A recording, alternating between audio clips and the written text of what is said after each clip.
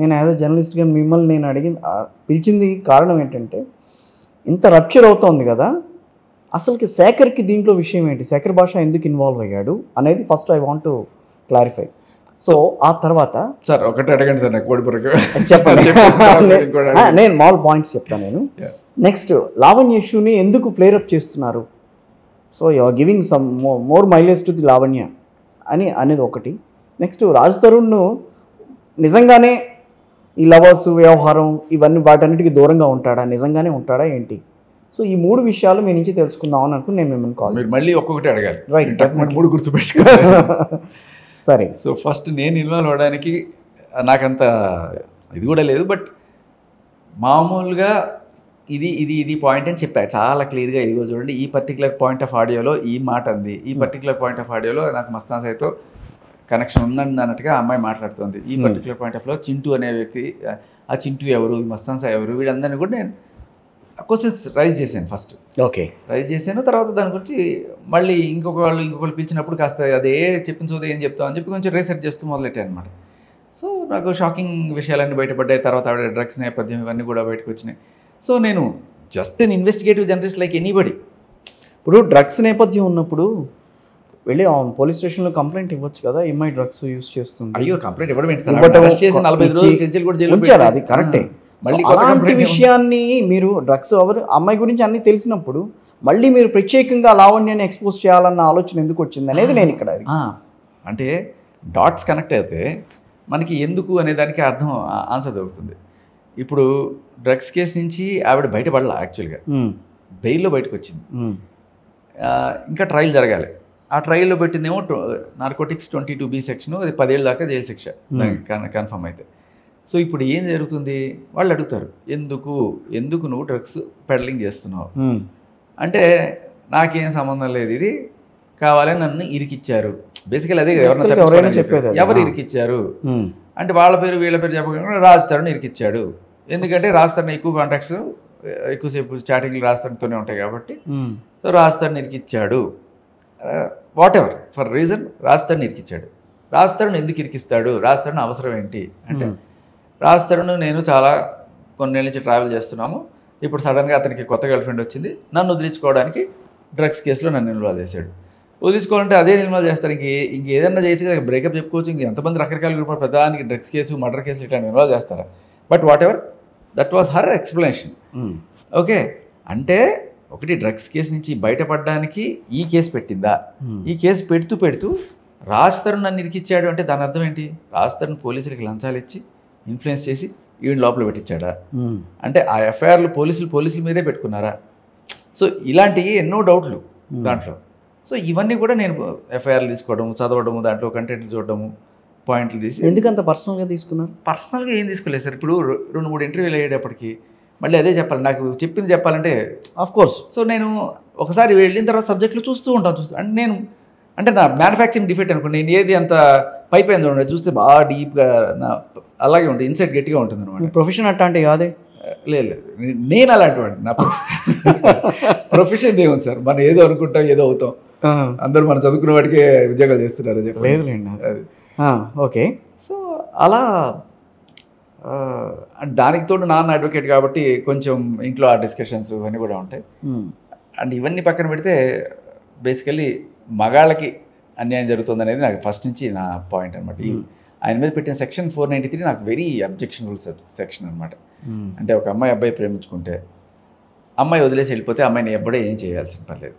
కానీ అదే అబ్బాయి వెళ్ళిపోతే అబ్బాయి మీద అమ్మాయి కేసు పెడితే, అబ్బాయి నన్ను పెళ్లి చేసుకుంటానని ప్రామిస్ చేశాడు అని చెప్తే 10 ఏళ్ళ వరకు జైలు శిక్ష. అదే అమ్మాయి ప్రామిస్ చేసిందని అబ్బాయి చెప్పుకున్నా పోరా అంటారు. మీరు ఈ మాటలు చాలాసార్లు చెప్పాను. బట్ ఎవరు లేడీస్కి సపోర్ట్ చేసే వాళ్ళు ఎవరు కూడా మిమ్మల్ని క్వశ్చన్ చేయడం కానీ మిమ్మల్ని బెదిరించడం కానీ జరగలేదా? దాంట్లో తప్పే ఉంది సార్. ఇప్పుడు నేను అమ్మాయిల హక్కుల కోసం పోరాడేవాళ్ళు, మహిళా హక్కుల కోసం పోరాడేవాళ్ళు, అదే దీంట్లో అమ్మాయి హక్కు తీసేమని నేను అనట్లా, అబ్బాయికి కూడా హక్కు కల్పించుకుంటున్నాను. అది నేను చెప్పేది. వాళ్ళు ఎవరు కాల్ చేయటం కానీ మీతో మాట్లాడటం కానీ అలాంటివేమి. బట్ ఇక్కడ అంటే అలాంటివేమీ మీకు రాలేదని అంటే ఐ థింక్ లావణ్య ఇష్యూ గురించి వాళ్ళకు కూడా ఒక అవగాహన అయితే ఉండాలని అనుకోవటం. సో లావణ్య ఎట్లాంటి అమ్మాయి ఏంటి, మనం ఇప్పుడు ఎప్పుడైతే మీరున్నారని చెప్పి నేనేదో అమ్మాయిని సపోర్ట్ చేస్తున్నట్టు, అమ్మాయిని వ్యతిరేకిస్తున్నట్టు కాదు. బట్ ద పర్సన్ అనేది నిజంగా అక్కడ నిజంగా దాంట్లో ఇన్వాల్వ్ అయింది, ఇంటెన్షనల్గా ఇన్వాల్వ్ అయిందా లేకపోతే వేరే ఏమైనా కారణాలు ఉన్నాయా అనేది అయితే బయటికి ఎవాల్వ్ అవ్వాల్సిన అవసరం అయితే ఉంది, అవునా కదా? ఇన్నాళ్ళు ఆవిడ ఏ చెప్పినా ఓకే అనుకున్నాం. బట్ వీడియో ప్రూఫ్, ఒక ఆడియో కాల్, వీడియో ప్రూఫ్లో ఏముంది, ఆ అమ్మాయి లిటరలీ రైల్వే స్టేషన్లో దిగినప్పుడు పోలీసులు ఓపెన్ చేయమంటే ఓపెన్ చేయలేదు. That it self shows a doubt everybody. ఎందుకు ఓపెన్ చేయలేదు నువ్వు? ఆవిడ లేడీ కానిస్టేబుల్ ఉంది పక్కన, ఏమి లేకపోతే ఎందుకు అమ్మ ఓపెన్ చేయడానికి భయం అని అడిగింది. లేదండి మా అమ్మ వాళ్ళు రావాలంటుంది. సో దట్ ఇట్ సెల్ఫ్ ఒక డౌట్ అందరికీ, అది క్రియేట్ అయింది. ఓకే, దాని తర్వాత ఆవిడ మస్తాన్ సాయితో మాట్లాడిన ఆడియో కాల్ క్లియర్ కట్గా నేను Mastan Sai we are both together అన్ని రకాలుగా చెప్పేసింది.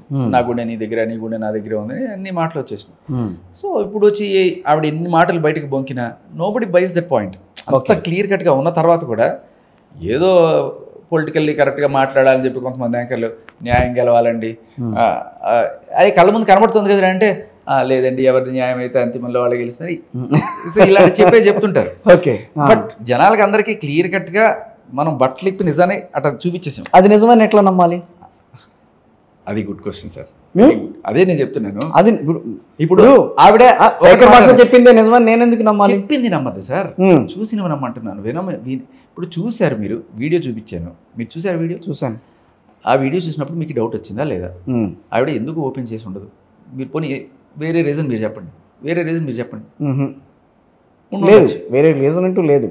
ఒకటి ఒప్పుకున్నారు. రెండోది మస్తాన్ సాయి ఆడియో కాల్ విన్నారు, దాంట్లో బోత్ స్లీప్ టుగెదర్ అన్నప్పుడు ఒకవేళ నాది కాదని చెప్పాలి ఆవిడ, అసలు నా వాయిసే కాదని చెప్పలేదు, ఫేక్ కాలు, ఎడిటింగు ఇవన్నీ ఏం చెప్పలేదు. ఫస్ట్ రోజు ఏం చెప్పింది, డైరెక్ట్గా అడిగినప్పుడు మేము ఇంతే, మేము ఇలాగే ఫ్లర్టింగ్ చేసుకుంటాం, అది ఫ్లర్టింగ్ అని చెప్పింది. సో కాబట్టి షీ యాక్సెప్టెడ్. డిసైడ్ యువర్, అంటే మీరు ఇప్పుడు ఆవిడ చెప్పినట్టు అది ఫ్లర్టింగ్ అని నమ్ముతున్నారా, నిజమని నమ్ముతున్నారా?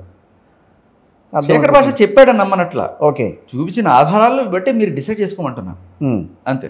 సో దట్ అంతేకాకుండా అది పక్కన పెడితే అబ్బాయి మీద రాసిచ్చిన కంప్లైంట్ క్లియర్ కట్గా, నేను అతనితో రిలేషన్లో ఉన్నాను, అతనితో వాళ్ళ ఇంటికి వెళ్ళాను, అతను మా ఇంటికి వచ్చాడు, మేము లాడ్జ్లో 10 రోజులు ఉన్నాము, తర్వాత మాకేదో గొడవ అయింది, గొడవ అయినప్పుడు అతను నన్ను కొట్టాడు, తర్వాత నన్ను చంపడానికి ట్రై చేశాడు, నేను పెళ్లి చేసుకోమని అడిగితే చంపడానికి ట్రై చేశాడు అని ఆవిడ కంప్లైంట్లో రాసి సంతకం పెట్టింది. ఈరోజు నాకు ఆ కంప్లైంట్ రైటింగ్ నాది కాదు, ఇలాంటివి మీరు నమ్మాలనుకుంటే నమ్మండి.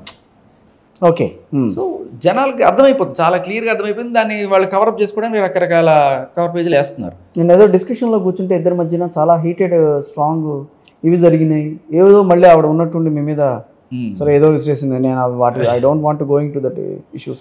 బట్ ఏంటి అంత హీటెడ్ కామెంట్స్ ఎందుకు వచ్చినాయి అక్కడ?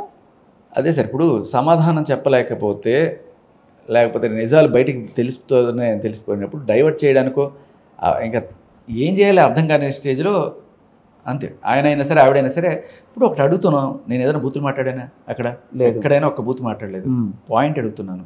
ఇదిగో ఒక అమ్మాయి ఉంది, ఆ అమ్మాయి ఎవరో నాకు తెలియదని చెప్పచ్చు నువ్వు, అవుట్ రైట్. అవును, ప్రీతి అని ఒక అమ్మాయి కాల్ తీసుకున్నావు అక్కడ.